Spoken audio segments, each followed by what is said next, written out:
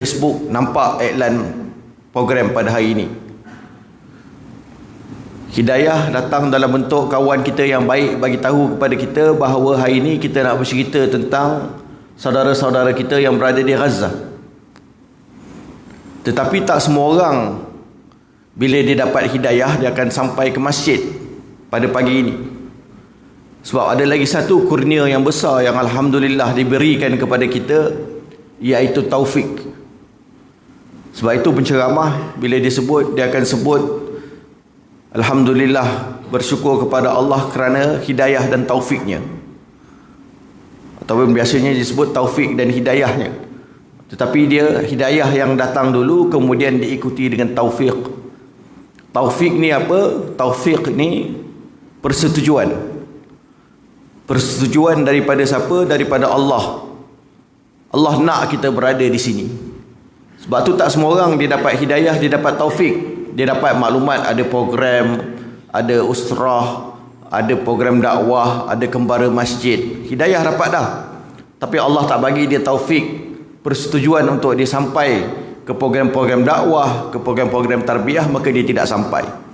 Hari ini alhamdulillah kita dapat kedua-duanya. Hidayah Allah bagi, persetujuan untuk kita sampai ke sini, taufik itu pun Allah telah bagi kepada kita. Sebab kita dalam satu misi yang sangat besar dan sangat penting untuk bercerita, untuk kenal, untuk sayang kepada sebuah negara, rakyatnya yang sedang mewakili kita, rakyatnya yang sedang mengorbankan segala apa yang mereka ada untuk kita. Kerana satu hari kelak kita akan dipertanggungjawabkan dan kita akan ditanya apakah tugas dan peranan yang telah kita mainkan untuk mempertahankan bumi Palestin itu, yang tidak banyak lagi berbaki dan tinggal di dalam dunia ini. Sikit je tinggal bumi Palestin yang masih lagi belum dijajah. Dan utamanya ialah kawasan Gaza yang pada hari ini sedang cuba diambil oleh musuh-musuh Islam, saki-baki bumi Palestin yang sepatutnya dipertahankan oleh kita seluruh umat Islam keseluruhannya. Maka hari ini insya-Allah kita nak menyuntik sedikit semangat ke dalam diri kita masing-masing. Semoga kita bermuhasabah di akhir perkongsian kita berkenaan dengan apa yang telah kita lakukan dan apa yang sedang mereka lakukan untuk Palestin. Dan insya-Allah hari ini kita berkongsi daripada sudut pandang dan persepsi orang-orang Palestin sendiri. Kerana alhamdulillah saya diberi rezeki oleh Allah untuk tinggal di bumi Palestin, di bumi Gaza sejak tahun 2013. 2016 saya berkahwin dengan seorang wanita Palestin, seorang balu kepada seorang syahid Komander Brigade Izzuddin Al-Qassam yang mati syahid pada tahun 2008. Saya berkahwin dengan wanita tersebut untuk mengikat batang tubuh dengan perjuangan Palestin. Dan wanita tersebut alhamdulillah mempunyai 5 orang anak. Jadi saya berkahwin dengan ibu mereka, automatik dapat 5 orang anak. Sekarang dikurniakan 3 orang anak sendiri alhamdulillah, dan juga seorang cucu. Ada cucu dah. Dan sebelum kita pergi jauh membicarakan dan berkongsi sedikit pengalaman berada di bumi Palestin, kita tahu bahawa kuatnya orang Palestin pada hari ini ialah kerana dekatnya mereka dengan rumah-rumah Allah. Di mana di bumi Palestin suasana subuhnya seperti ini, alhamdulillah. Tetapi ada satu benda yang orang Palestin buat yang saya nampak di Malaysia kita kena kejar lagi. Apakah amalan tersebut? Amalan tersebut ialah berkejar-kejar untuk berada di saf yang pertama. Kami sampai tadi, azan sudah pun dikumandangkan, tetapi saf pertama banyak lagi kosong. Kalau di bumi Palestin, mereka yang nak berada di saf yang pertama, dia kena datang sekurang-kurangnya setengah jam sebelum azan berkumandang. Kalau datang azan dah berkumandang, mustahil dia jumpa satu tempat yang kosong. Dan ada tempat-tempat di saf yang pertama ini memang dah dikenali dan dikenal pasti. Oh, ni memang tempat Pak Long ni, ni memang tempat Pak Syik ni. Dan bukannya maksud dia cop tu orang lain tak boleh masuk, tidak. Tapi memang dia datang awal setengah jam, awal sejam kalau semayang Jumaat, lebih daripada itu. supaya tempat dia tu memang tempat dia sejak berpuluh-puluh tahun, memang orang tahu itulah tempat dia sembahyang, di saf yang pertama. Sebab saf yang pertama ni tuan-tuan dan puan-puan banyak sangat kelebihan dia. Antara hadis Sahih Bukhari yang disebutkan berkenaan dengan saf yang pertama, disebutkan innallaha wa malaikatihi yusalluna ala as-saffil awwal. Malaikat dan Allah berselawat mendoakan orang-orang yang sembahyang di saf yang pertama. Gitu juga hadis Nabi disebutkan, kalau orang tahu manfaat azan dan manfaat saf yang pertama, maka kalau tidak ada cara lain untuk dapatkan saf yang pertama melainkan dengan mencabut undi, maka orang akan mencabut undi. Ramai sangat yang nak saf pertama, kalau tak ada cara lain, nak tengok siapa yang boleh duduk di saf yang pertama, kena cabut undi di kalangan para sahabat, nak tengok siapa yang layak untuk, siapa yang dapat duduk di dalam saf yang pertama. Dan saf yang pertama ni antara ibadah yang tidak dibenarkan untuk kita buat ithar. Ithar ni apa? Kita dengar tentang ukhuwah, kita tahu paling bawah sekali ukhuwah ni ialah husnuzan, berbaik sangka dengan sahabat-sahabat kita, dengan rakan-rakan kita, dengan kenalan kita. Paling bawah husnuzan, berbaik sangka. Maksudnya kalau kita tak berbaik sangka dengan kawan kita, kita buruk sangka dengan mereka, maksudnya dah tak ada ukhuwah di kalangan kita. Tapi yang paling tinggi ialah ithar, iaitu melebihi ataupun melebihkan, mengutamakan orang lain berbanding dengan diri kita. Kita dengar kisah di dalam peperangan-peperangan bagaimana sahabat-sahabat Rasulullah tahap ithar mereka. 2-3 orang yang nak mati syahid duduk di medan peperangan, masing-masing nakkan air supaya boleh teruskan hidup. Sahabat yang lain datang bawa air nak bagi minum kepada orang yang pertama. Orang pertama kata bagi kat kawan dulu, pergi kepada kawan yang seterusnya, sahabat yang seterusnya. Sahabat yang kedua kata bagi kepada yang seterusnya dulu, pergi kepada sahabat yang ketiga, sampai kepada sahabat yang ketiga. Sahabat ketiga dah mati syahid. Patah balik kepada yang dua, dah mati syahid. Pergi balik kepada yang pertama pun dah mati syahid. Ni ithar di kalangan para sahabat. Melebihkan orang lain itu sesuatu yang sangat-sangat diutamakan. Tetapi hebat tak hebat saf pertama ini, ithar tidak dibenarkan dalam saf yang pertama. Maksudnya kalau kita dah berada di saf yang pertama, tak boleh bagi orang lain ambil tempat kita, kita berundur ke belakang. Hebat tak hebat saf pertama. InsyaAllah kita cuba amalkan sedikit daripada amalan mereka yang hari ini harus kita jadikan contoh, dengan semangat mereka, dengan pengorbanan mereka, dengan kecintaan mereka kepada perjuangan dan pengorbanan sahabat-sahabat dan rakan-rakan kita, saudara-saudara kita yang berada di bumi Palestin. Saya sampai ke bumi Palestin, disebutkan oleh sahabat-sahabat di sana, dia kata, Nadir, engkau masuk ke dalam bumi Palestin, pertama sekali kau kena lakukan, kau kena perbaharui niat engkau. Kau masuk satu kaki kanan pertama ke dalam bumi Palestin, niat bahawa kau ada dalam bumi Palestin, automatik batang tubuh engkau adalah benteng untuk mempertahankan bumi Palestin tersebut. Automatik engkau menjadi salah seorang murabit yang berada di bumi Palestin. Sekiranya kau mati syahid. Sekiranya kau terus hidup, maka setiap saat kau berada di dalam bumi Gaza ini, engkau akan dapat pahala secara automatik walaupun kau tak berbuat apa-apa, asalkan niatnya betul dan kau tahu tujuan kau berada di sini.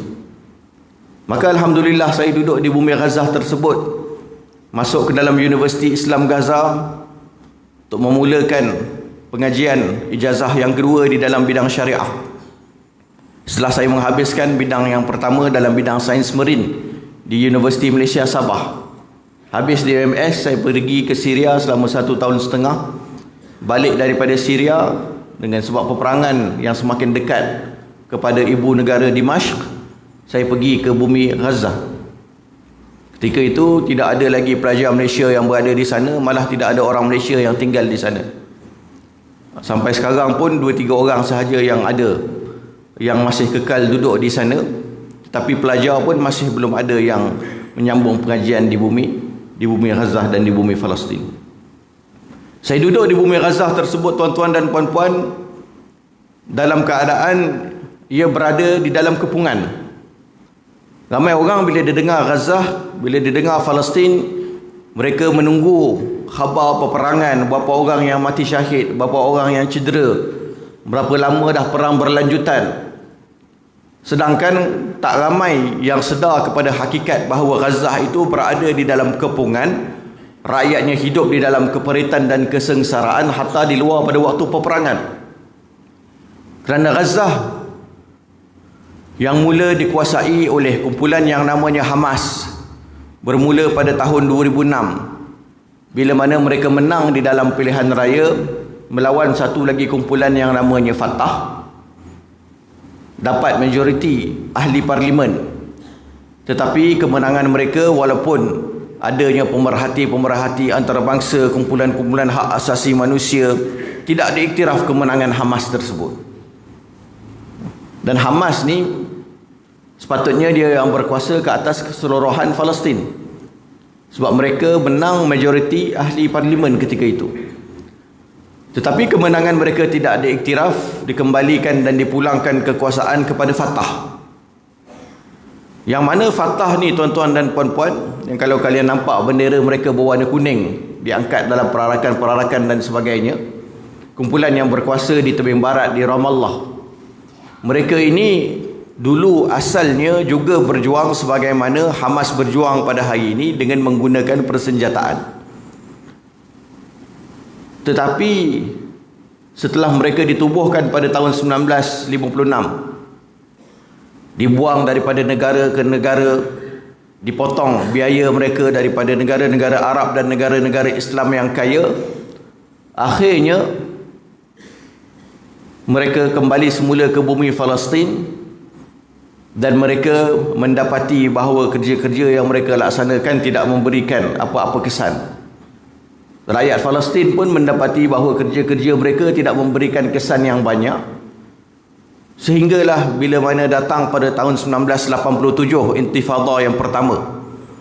Ketika itu rakyat Palestin keseluruhannya mencari siapakah yang boleh memimpin mereka. 1987 Hamas baru nak ditubuhkan, walaupun mereka sudah bergerak sejak sekian lama. Hamas ni yang bendera dia warna hijau, yang di bawahnya pasukan bersenjata, sayap bersenjata Brigade Izzuddin Al-Qassam yang sedang lawan Israel pada hari ini di Gaza. Maka Hamas ini yang 1987 baru ditubuhkan, sebelumnya mereka bergerak atas nama Ikhwanul Muslimin, dan mereka asalnya adalah cabang daripada Ikhwanul Muslimin Mesir.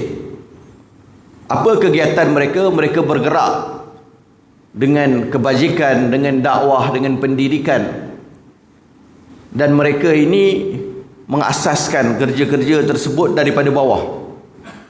Sebab tu kalau hari ini kita tengok di bumi Gaza banyak sekolah-sekolah yang dimiliki oleh Hamas. Masjid-masjid hampir 95% adalah medan-medan tarbiyah untuk Hamas. Maka 1987 tersebut, bila mana berlakunya Intifada, rakyat mencari siapakah yang nak memimpin mereka. Mereka tidak memilih Fatah, tetapi mereka memilih Hamas untuk memimpin mereka. Maka Hamas pun ditubuhkan, dan selepas daripada itu Fatah dia tengok, dia kata tak boleh jalan dah cara aku dulu ni yang menggunakan fidaiyin, pejuang-pejuang bersenjata ni, tak boleh nak jalan. Maka mereka akhirnya tunduk untuk pergi ke meja rundingan, menandatangani perjanjian Oslo bersama-sama dengan Zionis Israel pada tahun 1993, yang menyebabkan antaranya hampir 85% daripada keseluruhan bumi Palestin diletakkan di bawah kekuasaan Israel, sama ada secara penuh ataupun secara berkongsi kuasa sama-sama dengan Fatah. Jadi Fatah di kuasanya di tebing barat lebih kurang macam majlis bandaraya, menguruskan benda-benda sivil, hanya boleh bergerak di dalam kawasan mereka dengan menggunakan senjata, masuk ke kawasan Israel, masuk ke kawasan perkongsian kuasa, tak boleh nak bawa senjata. Jadi Palestin ni, polis dia bila dia bergerak kat dalam kawasan yang bukan bawah kekuasaan penuh mereka tak boleh nak bawa senapang, tak boleh nak bawa pistol. Melainkan yang ada di bumi Gaza, yang berada di bawah kerajaan Hamas, mereka ini boleh bawa senjata dalam kawasan Gaza. Dan dengan sebab itu juga Palestin dia tidak mempunyai tentera yang rasmi. Yang duk berlawan sekarang dengan Zionis Israel bukannya tentera, tetapi kumpulan-kumpulan pejuang, kumpulan-kumpulan bersenjata di bawah parti-parti tertentu. Kalau Hamas, di bawah dia ada Brigade Izzuddin Al-Qassam. Kalau Jihad Islami, bendera dia warna hitam, di bawahnya ada Saraya Al-Quds. Kalau sebahagian segelintir Fatah yang ada di bumi Gaza, di bawahnya ada Syuhada Al-Aqsa. Kumpulan-kumpulan yang sedang berlawan dengan Zionis Israel pada hari ini. Maka bila mana Hamas menang pada tahun 2006, mereka tidak diiktiraf kekuasaan mereka, Gaza mula ditekan. Ketika itu pada awal kepungan yang berlaku ke atas Gaza, keadaan sangat-sangat teruk, sehingga kan rakyat Gaza terpaksa makan rumput, makan binatang-binatang yang mereka nampak untuk meneruskan kehidupan. Berlaku perang saudara ketika itu, 100 orang terbunuh. Dan akhirnya Fatah dia kembali ke Ramallah, kembali berkuasa di tebing barat. Dan sejak daripada itulah Gaza berada di dalam kepungan, sehingga hari ini disebutkan sebagai the biggest open air prison. Mungkin yang tak biasa tengok peta Palestin nak mudah kenal, saya tunjukkan tangan saya ni, anggap ia adalah peta Palestin. Di sebelah sini adalah Gaza, di sebelah sini adalah West Bank, tebing barat tempat terletaknya Masjidil Aqsa. Di tengah-tengah ini ialah kawasan tanah haram Israel yang begitu besar yang telah dijajah. Ia telah menjajah kawasan Palestin. Jadi sebenarnya Gaza dan juga tebing barat ini dalam perancangan Zionis sejak sekian lama telah pun dipecahkan dan dipisahkan. Bermaksud orang yang berada di Gaza mereka tidak boleh pergi ke Masjidil Aqsa, tak boleh pergi ke tebing barat. Orang yang berada di kawasan West Bank, tebing barat ini, bila mana berlaku peperangan ke atas Gaza, mereka tak boleh pergi bantu. Bila Masjidil Aqsa diserang, mujahidin yang berpusat di Gaza, mereka tidak boleh pergi selamatkan. Perjuangan itu cuba untuk dipisah-pisahkan, dan ke satu tahap mereka sebenarnya berjaya untuk melakukan itu. Sebab itu sekarang ni berlaku serangan ke atas Gaza, tetapi kebangkitan yang berlaku di tebing barat sangat-sangat minimum. Sepatutnya bila Gaza diperangi, dah diseru oleh Brigade Izzuddin Al-Qassam untuk bangkit, keseluruhan orang lain yang berada di tebing barat dan yang berada di dalam kawasan 1948 ini sepatutnya semua bangkit, barulah boleh berlaku pembebasan. Tetapi sekarang ni yang bertindak, yang memakan korban, yang menjadi mangsa serangan balas ialah mereka yang berada di Gaza, satu kawasan wilayah yang sangat-sangat kecil, sebahagian daripada bumi Palestin secara keseluruhan. Gaza ni daripada utara sampai ke selatan panjangnya sekitar 40 km sahaja. Lebarnya kiri ke kanan sekitar 9 km. Bermaksud Gaza ni yang sedang dibedil, yang sedang mewakili keseluruhan Palestin dan keseluruhan umat Islam 1 bilion orang yang ada di seluruh dunia, hanyalah 360 km persegi sahaja. Lebih kecil daripada separuh Perlis. Tetapi pada hari ini didiami oleh 2.3 juta orang. Maka bumi inilah berada di dalam kepungan, tak boleh keluar daripada lautan Mediterranean di sebelah sini yang terkepung, dijaga oleh kapal-kapal laut Zionis. Tidak boleh keluar melalui jalan udara, airport satu-satunya yang ada telah pun dimusnahkan, tidak dibenarkan untuk dibaiki semula. Tak boleh keluar daripada kawasan yang sempadannya adalah dengan bumi Israel itu sendiri, kerana dijaga dengan kenderaan-kenderaan berperisai dengan pagar-pagar, tembok-tembok.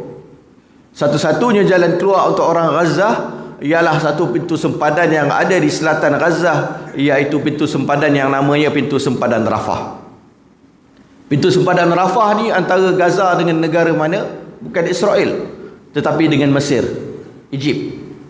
Dan Egypt lah yang menghalang pergerakan keluar dan masuk penduduk-penduduk yang berada di Gaza. Egypt lah yang menghalang bantuan-bantuan masuk ke dalam bumi Gaza di saat mereka sangat memerlukan ketika peperangan ini. Dan duka citanya, mereka inilah yang melengkapkan kitaran penjara terbesar dunia yang menyebabkan Gaza sekarang ini berada dalam keadaan yang sangat-sangat teruk.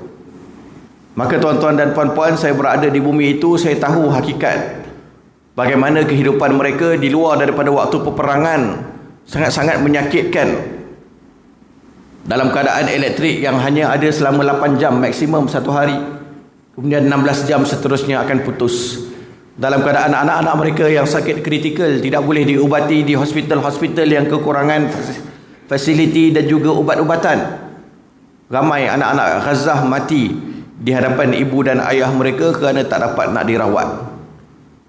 Dalam keadaan pekerja-pekerja yang memilih untuk kekal berada di bawah kerajaan negeri Hamas, yang tidak mempunyai duit, yang sumbangan besar daripada negara-negara yang besar tidak sampai kepada bumi Gaza ini, maka tuan-tuan dan puan-puan, ketika itu mereka memilih untuk terus kekal berada di bawah kerajaan negeri Hamas, walaupun gaji mereka hanya dapat dibayar 40 hari 50 hari sekali dan dibayar 40% sahaja daripada gaji keseluruhan, kerana mereka tahu kalau mereka meninggalkan kerajaan negeri Hamas pergi bekerja ataupun memilih bekerja di bawah kerajaan pusat Ramallah, maka kerajaan negeri Hamas ini akan tumbang. Maka pengorbanan mereka sangat-sangat besar. Hatta di luar daripada waktu peperangan yang sejak daripada tahun 2006 berlaku beberapa kali ke atas Gaza. Perang pertama berlaku pada tahun 2008, Perang Furqan, 21 hari. Perang yang kedua berlaku pada tahun 2012. Kemudian perang 2014, 51 hari. Seterusnya perang kecil pada 2018 dan perang pada 2021 dan 2023. Saya sempat melalui peperangan 2014, 51 hari berada di dalam bumi Gaza. Saya tinggal di sebuah bangunan klinik, nama dia Klinik Haifa. Saya duduk di tingkat 5, dan kita ni bila kita duduk di tingkat 5 bangunan atau bangunan yang lebih tinggi, bila mana kawasan keseluruhan sekeliling kita dibom oleh Zionis Israel, maka bangunan kita ni dia akan bergoyang dan bergoyang, rasa macam nak tumbang.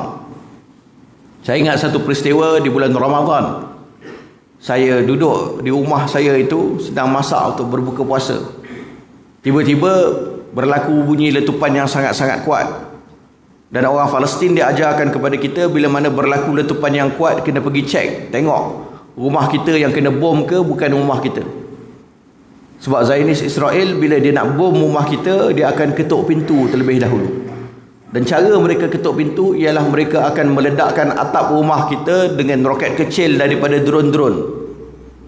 Kalau rumah kita kena ledak dengan drone, maka kita kena tahu bahawa 3 sehingga 5 minit selepas daripada itu akan datang F-16, F-35 yang akan meledakkan keseluruhan bangunan tersebut dan memusnahkan keseluruhan bangunan tersebut. Maka sebab itulah orang Palestin dia duduk di rumah dalam waktu peperangan, dah ada siapkan satu beg pakaian, satu beg dokumen-dokumen penting, dah ada pelan dah. Kalau ada 3 minit itu setelah dibom dengan drone, 3 minit tu dah tahu dah nak buat apa. Anak yang sulung selamatkan anak yang bongsu, anak kedua bawa beg pakaian, anak yang ketiga bawa dokumen. Masing-masing dah ada peranan dan tanggungjawab. Wanita-wanita berpakaian lengkap, sekurang-kurangnya dengan pakaian solat, supaya kalau rumah-rumah mereka dibom, mereka mati syahid, mereka terkorban dalam keadaan menutup aurat, dikebumikan dan dibawa ke hospital dalam keadaan menutup aurat. Maka dalam peristiwa tersebut, saya duduk di rumah, tiba-tiba terdengar bunyi letupan yang kuat. Saya buka tingkap nak tengok adakah rumah saya yang dibom. Tapi alhamdulillah bukan rumah saya yang dibom, rumah di sebelah saya.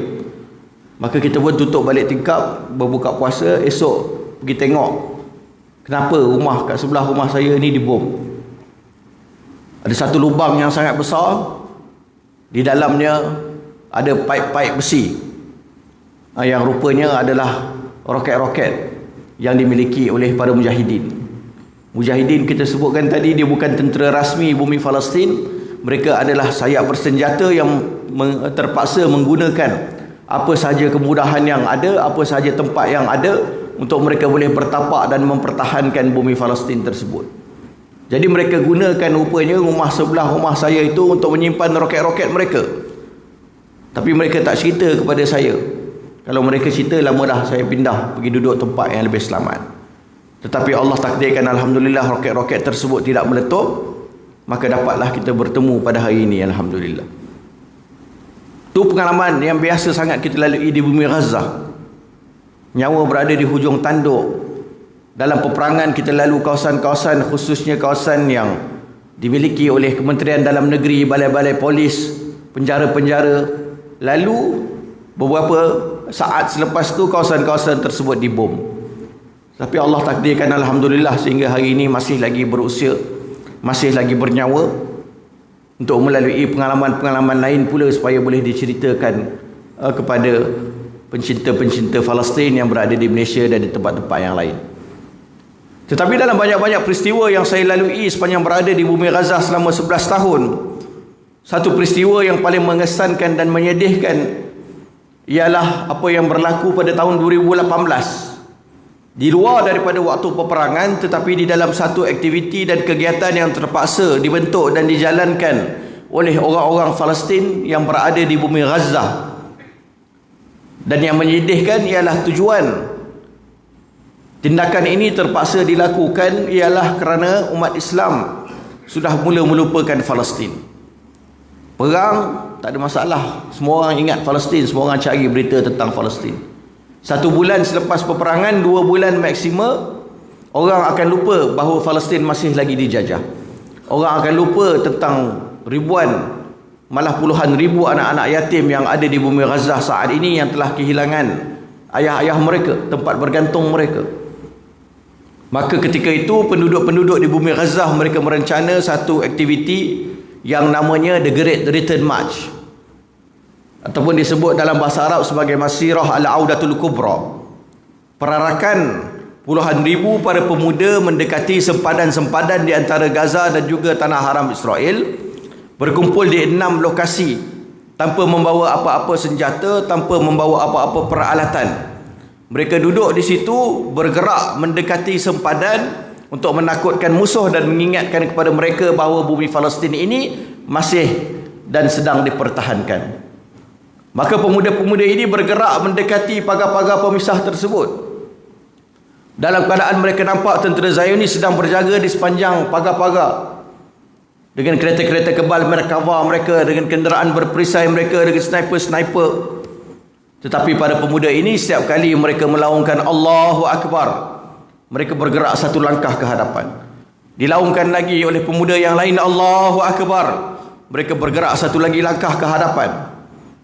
Ketika itu tuan-tuan dan puan-puan, bila mana kami bergerak bersama-sama ke hadapan, kita akan dengar bunyi-bunyi tembakan yang disusuli dengan laungan syahid-syahid.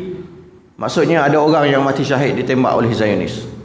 Bila dengar laungan syahid, para pemuda ini mereka bukannya lari daripada tempat terdengar bunyi tembakan tersebut, malah mereka pergi tengok mana pemuda yang telah tumbang, yang telah mati syahid, diangkat dan dijunjung beramai-ramai untuk mendapatkan pahala menjunjung, membawa seorang jenazah, khususnya jenazah syahid, dibawa ke ambulans yang seterusnya dibawa ke tanah-tanah pengebumian untuk ditanam. Ketika itu juga saya melihat pakar tak pakarnya tentera Zionis Israel, satu orang sniper Zionis ketika itu dengan satu butir peluru menumpangkan 3 orang pemuda. Ditembak kaki pemuda yang pertama, tembus masuk ke dalam kaki pemuda yang berada di belakangnya. Tembus masuk ke dalam kaki pemuda yang ketiga, barulah peluru tersebut berhenti dan ketiga-tiga orang pemuda tersebut tumbang. Saya kebetulan ketika itu berada di belakang pemuda yang ketiga. Jadi tuan-tuan, satu hari nanti nak ikut demonstrasi insya-Allah di bumi Gaza, pastikan sekurang-kurangnya ada 3 orang di hadapan. Ketika itu kita melihat tangan-tangan yang terputus, kaki-kaki yang tercabut, isi perut yang terburai. Tetapi itu tidak menghentikan pergerakan para pemuda. Banyak kali dalam siri ziarah yang kami pergi menziarahi mangsa-mangsa The Great Return March, ada mangsa yang telah ditembak 5-6 kali, tapi Allah takdirkan pelurunya masuk dalam batang tubuh dia, tembus, tak meledak di dalam batang tubuh. Maksudnya tak kena tulang, kena isi sahaja. Ditunjukkan di belakangnya berbirat, di kakinya kesan tembakan, di tangannya kesan jahitan. Tetapi dia masih lagi pergi ikut The Great Return March. Pemuda-pemuda di Gaza selepas 2018 tersebut, kalau pergi ke jalan raya, penuh pemuda-pemuda yang ditolak dengan kursi roda, yang berjalan dengan tongkat. Tetapi kalau kalian pergi juga ke Great Return March yang diadakan setiap hari Jumaat, kita akan dapati bahawa pemuda-pemuda ini masih berada di lapangan dan masih mempertahankan bumi Palestin, walaupun mereka tidak berkaki dan tidak bertangan. Maka semangat ini berterusan dalam usaha mereka mempertahankan bumi Palestin tersebut, sehinggalah kepada apa yang sedang berlaku pada hari ini tahun 2023. Peperangan yang luar biasa yang tidak pernah berlaku dengan kaedah yang sama, dengan cara yang sama sebelum daripada ini, di mana para mujahidin dalam serangan-serangan yang dilakukan sama ada oleh Zionis Israel ataupun serangan yang dilakukan oleh mereka, tidak pernah dan jarang sekali melakukan operasi di luar daripada kawasan Gaza. Cara mereka berjuang ialah dengan mempertahankan Gaza secara defensif daripada dalam. Tetapi pada 7 Oktober yang lepas, alhamdulillah, mereka berjaya untuk melakukan serangan masuk ke dalam tanah haram Israel dengan kekuatan tentera tidak melebihi 1,500 orang. Boleh menguasai beberapa kawasan dalam tanah haram Israel, melepasi pagar-pagar sepadan yang disebut antara yang paling kuat dijaga di seluruh dunia. 5-6 sistem yang ada yang jaga pagar pemisah di antara Gaza nak masuk ke dalam tanah haram Israel tersebut. Tetapi Allah takdirkan mereka lepas masuk, mereka lepas melaksanakan objektif-objektif yang digariskan sebelum daripada serangan. Sebab apa mujahidin masuk pada 7 Oktober yang lepas, tuan-tuan dan puan-puan? Pertama sekali mereka masuk kerana mereka nak mendapatkan tawanan-tawanan perang. Israel bila mana nak dibawa berbincang, kena ada sesuatu yang diletakkan di meja rundingan, kalau tak dia akan khianat. Itu yang berlaku pada tahun 2021, itu yang berlaku setelah gencatan senjata tahun 2014. Maka kali ini mujahidin kata, kalau nak bincang dengan mereka tentang gencatan senjata, kita kena ada sesuatu untuk dijadikan sebagai bahan tarik tali bersama-sama dengan mereka. Dan yang ada di tangan mereka pada hari ini ialah tawanan-tawanan perang yang jumlahnya sekitar 250 orang-orang Israel di dalam tangan para mujahidin. Dan terbukti strategi mereka ini berjaya di dalam gencatan senjata yang sedang berlaku pada hari ini, di mana setiap kali berlaku gencatan senjata pasti ada pelanggaran terhadap gencatan senjata tersebut. Tetapi kali ini nampak Israel tunduk. Sebab mujahidin dia buat apa? Dia kata ni 4 hari gencatan senjata yang bermula semalam, kami nak lepaskan 50 orang tawanan perang yang ada di tangan kami, yang terdiri daripada wanita dan juga kanak-kanak berusia 19 tahun ke bawah. Kami nak lepaskan ni, tak nak lepaskan sekaligus. Sebab tahu Israel ni kalau lepaskan sekaligus, habis dilepaskan maka dia akan khianat. Maka mujahidin meletakkan syarat-syarat yang begitu detail.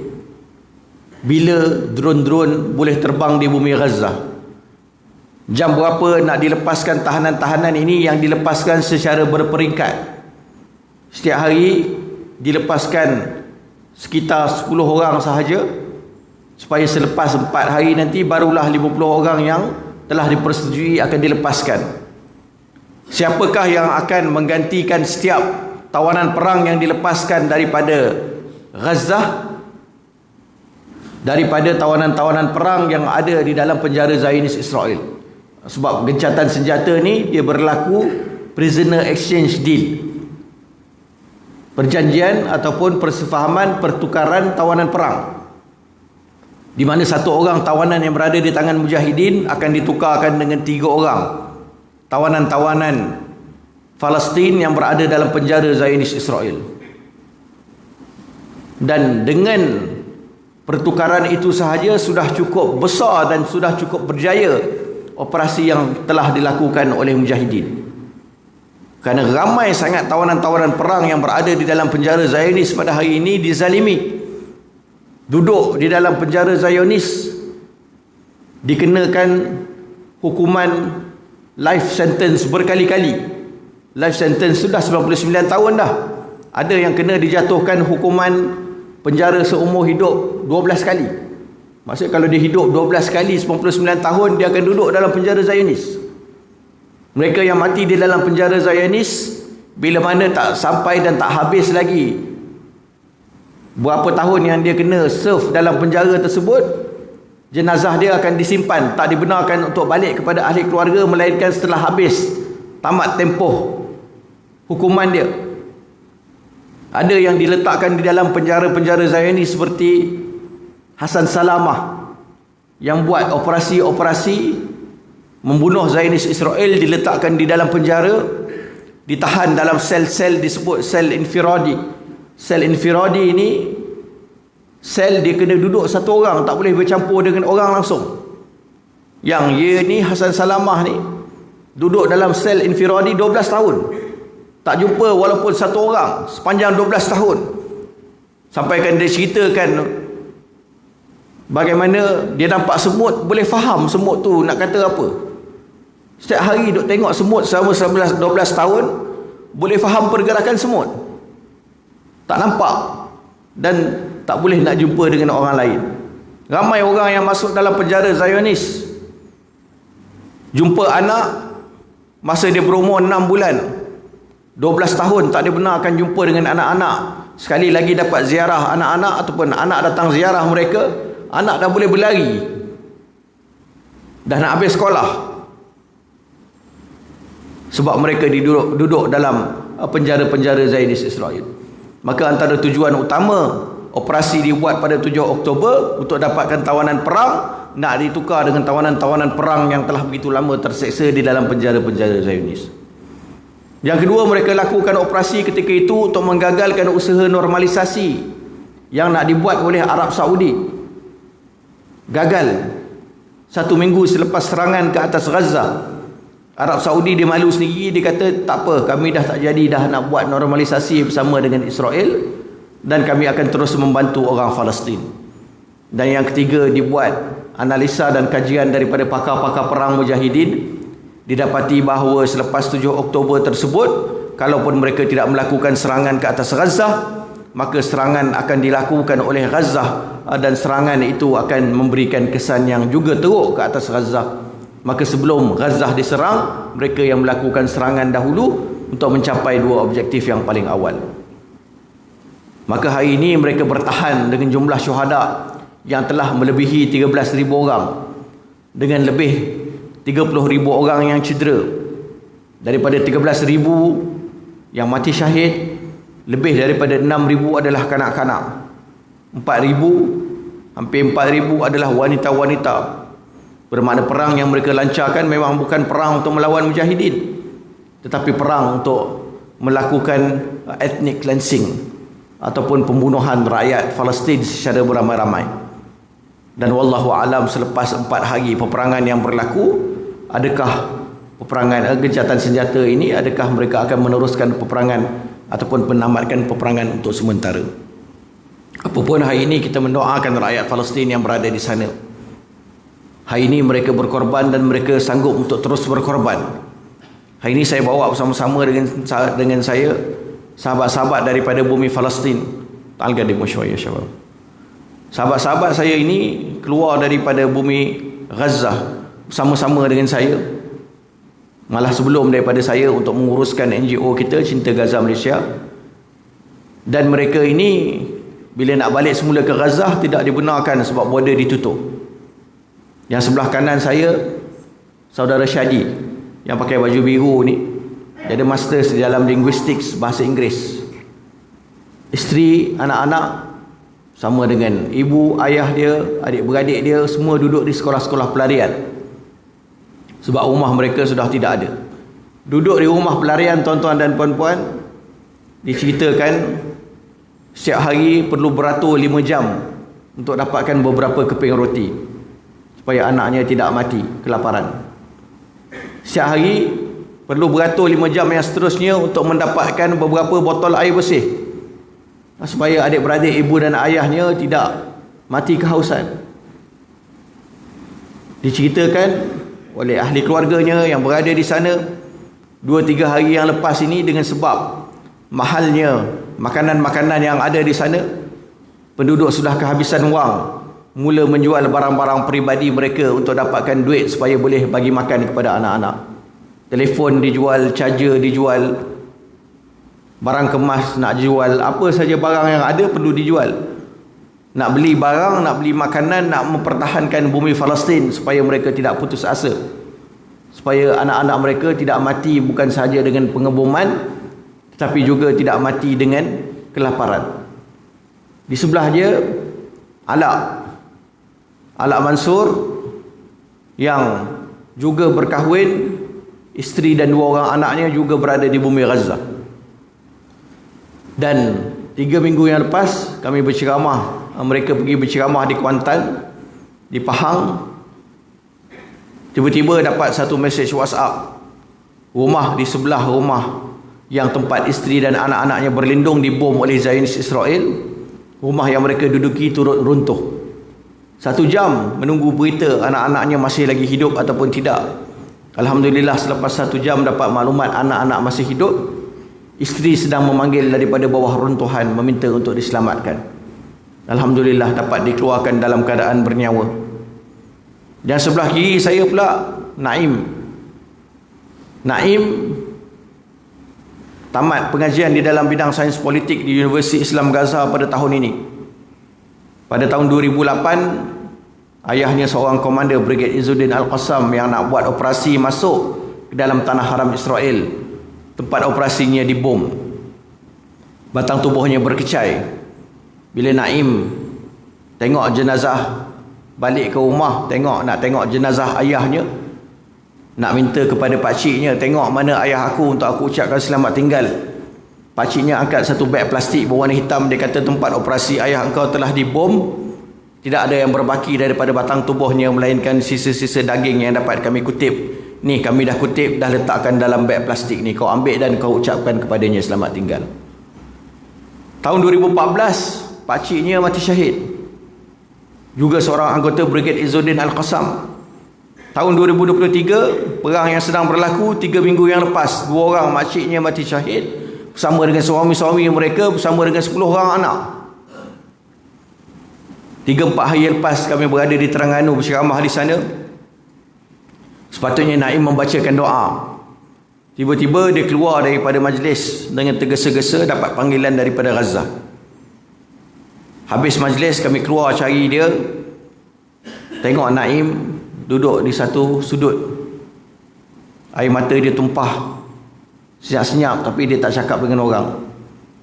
Kami tanya dia apa yang berlaku. Dia kata pakcik-pakcik dia sebelah ibu, adik-beradik kepada ibunya yang sedang berlindung di satu rumah di Gaza, hampir 70 orang yang duduk di rumah tersebut dibom oleh Zionis Israel. 4 orang budak-budak mati syahid. Yang lain sampai sekarang berada di hospital. Ada yang patah, ada yang kena jahit, ada yang tidak diketahui keadaan mereka sebab masih tidak dapat dihubungi sehingga saat ini. Dan Naim ni tuan-tuan dan puan-puan, saya kenal tahun 2013. Saya rapat dengan dia, saya rapat dengan adik-beradiknya. Alhamdulillah 2016 saya berkahwin dengan ibunya. Jadi Naim ini adalah anak tiri sulung saya. Mereka ini yang berada di hadapan kalian. Kalau kalian sempat jumpa sekejap lagi, tanya kepada mereka, adakah kalian sanggup untuk mengorbankan lagi dan lagi nyawa ahli keluarga kalian untuk perjuangan Palestin? Saya yakin jawapan mereka akan berikan jawapan yang sama. Kalau kami ada 10 orang anak, kami nak ada 10 lagi, supaya semuanya kami boleh korbankan untuk Palestin. Kalau sebolehnya kami berada di sana, kami nak berada di bumi Gaza ketika ini, supaya nyawa-nyawa kami turut menjadi korban untuk Palestin, supaya darah kami yang kami tahu perlu membasahi bumi Palestin untuk kemerdekaannya akan kami tumpahkan untuk perjuangan ini. Sebab itulah tuan-tuan dan puan-puan, hari ini peranan kita peranan yang besar. Tetapi sekuat mana pun kita memainkan peranan tersebut, susah untuk kita capai tahap pengorbanan dan perjuangan yang sedang mereka lakukan. Lebih-lebih lagi kalau perjuangan tersebut kita tak lakukan secara bersungguh-sungguh di sini. Tanggungjawab kita sangat besar. Tanggungjawab tersebut bukan sahaja diberikan oleh orang Palestin secara am, tetapi bila mana bermulanya operasi 2023 ini, Komander Am Brigade Izzuddin Al-Qassam Abu Khalid Ad-Daif, dia kata apa? Dia kata perjuangan ini yang telah kita mulakan, operasi-operasi ini, dia tidak akan berjaya kalau tidak disokong dengan bersungguh-sungguh oleh umat Islam yang ada di seluruh dunia. Tetapi yang lebih utama, tuan-tuan dan puan-puan, disebutkan apa? Dalam ucapan sulungnya itu disebutkan nama beberapa buah negara yang diharapkan akan menjadi orang yang paling kuat mempertahankan bumi Palestin, menyokong dan memastikan semangat orang Palestin tidak runtuh dengan tekanan-tekanan yang diberikan pada hari ini, khususnya di bumi Gaza. Tak banyak nama negara yang disebutkan, tetapi salah sebuah nama negara yang disebutkan ialah nama Malaysia yang kita kasihi. Bayangkan ketua kepada 45,000 orang mujahidin yang sedang mempertahankan maruah 1 bilion umat Islam, yang sedang mempertahankan Gaza yang hampir dijajah, yang cuba dibunuh oleh Zionis Israel 8 kali tidak berjaya, yang ditakuti dan digeruni namanya oleh seluruh tentera Israel dan kuasa-kuasa besar. Seru orang Malaysia yang berada nun jauh di sana untuk menyokong mereka secara berterusan. Maka tanggungjawab ini kita kena mainkan. Apa sahaja yang kita boleh lakukan, kita kena lakukan. Doa-doa kita, boykot-boykot kita, himpunan-himpunan kita, sumbangan-sumbangan kita.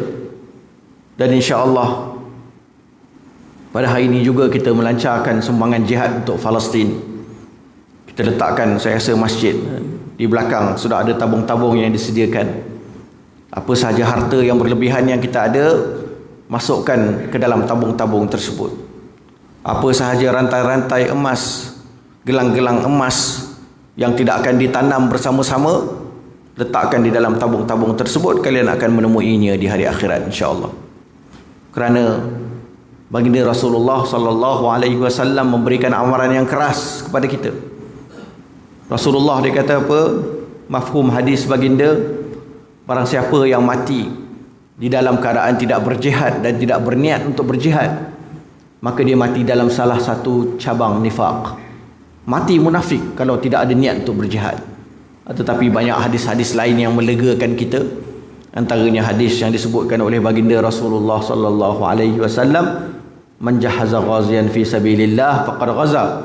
Barang siapa yang mempersiapkan para mujahidin untuk berjuang di jalan Allah, maka seolah-olah mereka turut berjuang, dan mudah-mudahan mereka juga turut mendapat pahala. Dan dalam niat yang ikhlas itu, kalau mereka mati, mudah-mudahan Allah kumpulkan bersama dengan para syuhada. Tuan-tuan dan puan-puan yang saya kasih sekalian, saya memohon maaf di atas segala kekurangan, dan dalam kesempatan waktu ini mudah-mudahan ada sedikit semangat yang dapat kita kongsikan untuk kita terus mencintai dan membela Palestin. Dan mudah-mudahan ada peluang lain kita bertemu pada masa-masa yang akan datang. Saya rasa sekejap lagi jam 9 kita ada program di Dataran Kulip, dan insya-Allah kita bertemu sekali lagi dalam keadaan lebih santai, bertemu dengan sahabat-sahabat yang berada di hadapan, mengambil sedikit semangat daripada mereka dan menumpang syafaat ahli keluarga mereka yang telah pun mati syahid. Mudah-mudahan dia orang ada slot, satu orang 70 orang boleh tarik syuhada ni masuk syurga. Manalah tahu, kita berkasih sayang dan beramah mesra dengan mereka, Allah buka kepada kita peluang juga untuk ditarik masuk ke dalam syurga bersama-sama dengan para syuhada dan para pejuang yang berada di bumi Palestin, di bumi Gaza khususnya, insya-Allah. Aku li qauli hadza wa astaghfirullahal azim li wa lakum. Wassalamualaikum warahmatullahi wabarakatuh. Rawin nam shwaya.